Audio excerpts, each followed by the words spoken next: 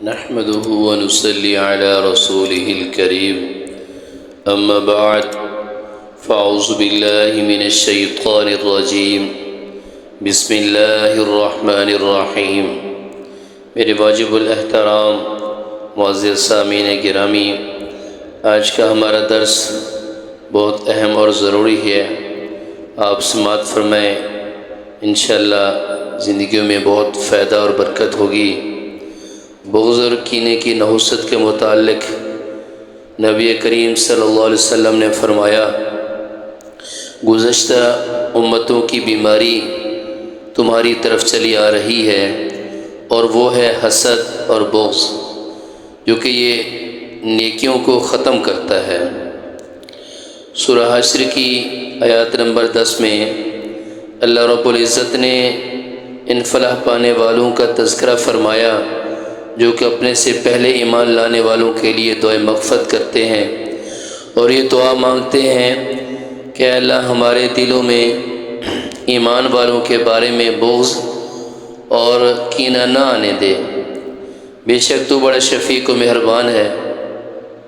عزیز دوستو، اسلام دین محبت ہے، اس لیے رسول اکرم صلی اللہ علیہ وسلم نے ہمیشہ محبت کا سبق دیا ہے، محبت کرنے کے سلیقے سکھائے۔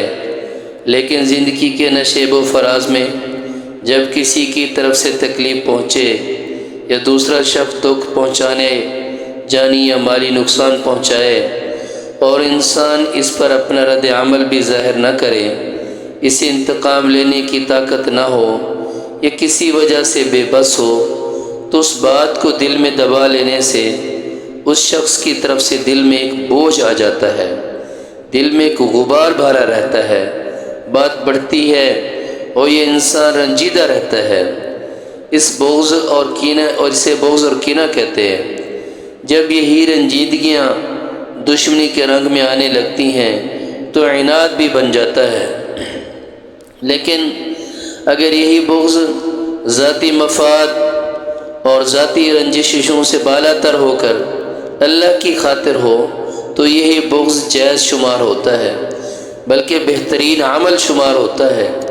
رسول اکرم صلی اللہ علیہ وسلم نے فرمایا کہ بندوں کے اعمال میں سے اللہ تعالیٰ کو سب سے زیادہ محبوب وہ محبت ہے جو اللہ کے لیے ہو، اور وہ بغض اور عداوت ہے جو اللہ کے لیے ہو۔ رسول اکرم صلی اللہ علیہ وسلم نے اللہ کی خاطر محبت کرنے اور اللہ ہی کی خاطر بغض رکھنے کو ایمان کا کامل ہونا فرمایا ہے۔ اگر بغض و عناد ذاتی مفادات اور ذاتی نقصان کی بنا پر ہو تو اس بغض اور عناد سے منع فرمایا ہے۔ ارشاد نبی صلی اللہ علیہ وسلم ہے کہ کینہ پرور شخص کی بخشش نہیں ہوتی، لیکن بسا اوقات دوسرے شخص کی زیادتی اتنی بڑی اور اتنی تکلیف دہ ہوتی ہے کہ باوجود معاف کرنے کے اس کا بوجھ دل سے دور نہیں ہوتا۔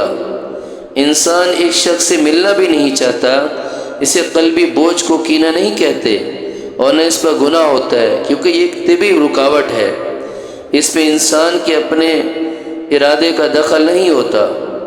رسول اکرم صلی اللہ علیہ وسلم کی حیات طیبہ میں اس کی بھی وضاحت موجود ہے کہ ہندہ ابو سفیان کی بیوی نے غزوہ احد کے موقع پر حضور اکرم صلی اللہ علیہ وسلم کے چچا حضرت حمزہ رضی اللہ تعالیٰ عنہ کا کلیجہ چبا لیا تھا۔ فتح مکہ کے موقع پر نقاب کر کے آنا ہوا تو آپ صلی اللہ علیہ وسلم نے پہچان لیا اور اسے معاف بھی فرما دیا، صرف اتنا فرمایا کہ تم میرے سامنے نہ آیا کرو، تمہیں دیکھ کر چچا کی یاد آ جاتی ہے۔ معلوم ہوا اگر غیر ارادی بوجھ دل میں رہ جائے تو اس میں کوئی حرج نہیں۔ رسول اکرم صلی اللہ علیہ وسلم نے بغض و کینہ رکھنے سے جہاں منع فرمایا ہے، وہاں بغض و کینہ کی بنیاد پر کیے جانے والے اعمال سے سختی سے منع فرمایا ہے۔ کسی سے بغض ہو پھر اس کو کوئی نقصان یا مصیبت پہنچے تو انسان کو بالکل خوش نہیں ہونا چاہیے، اس لیے کہ رسول اکرم صلی اللہ علیہ وسلم نے فرمایا، تم اپنے کسی بھائی کی مصیبت پر خوشی کا اظہار مت کرو، اگر ایسا کرو گے تو ہو سکتا ہے کہ اللہ اس کو مصیبت سے نجات دے دے اور تمہیں اس میں مبتلا کر دے۔ اسی لیے اگر زندگی میں بھی دل کے اندر بغض و عناد آنے لگے تو پھر رسول اکرم صلی اللہ علیہ وسلم نے محبت پیدا کرنے کے جو طریقے سکھائے ان پر عمل کیا جائے. جیسے کہ آپ صلی اللہ علیہ وسلم نے ایک مرتبہ فرمایا، کیا میں تمہیں ایسی بات نہ بتاؤں کہ اگر تم کرو تو آپس میں محبت ہو جائے؟ فرمایا افشوا السلام واطعموا الطعام، تم آپس میں سلام کیا کرو اور ایک دوسرے کو کھانا کھلایا کرو. لہذا جب انسان کسی کو سلام کرے گا تو اس کے لیے سلامتی کی دعا کرے گا، دل سے بغض کم ہوتا جائے گا. پھر ایک قدم آگے بڑھے اور اس کو کھانا بھی کھلا دے تو یقیناً بغض و عناد کی کیفیت ختم ہو جائے گی. اسی طرح رسول اکرم صلی اللہ علیہ وسلم نے بغض و عناد کے ختم کرنے کا یہ طریقہ بھی سکھایا ہے کہ تم لوگ آپس میں ایک دوسرے کو ہدیہ دیا کرو، کیونکہ بے شک ہدیہ دل کے کینہ اور بغض کو ختم کر دیتا ہے. اللہ رب العزت ہمیں آپس میں قلبی محبت عطا فرمائے، آپس کی نفرت، بغض و عناد اور کینہ و دشمنی سے محفوظ فرمائے.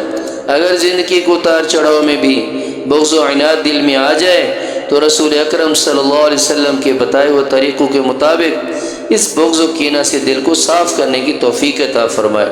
آمین. وآخر دعوانا ان الحمد للہ رب العالمین.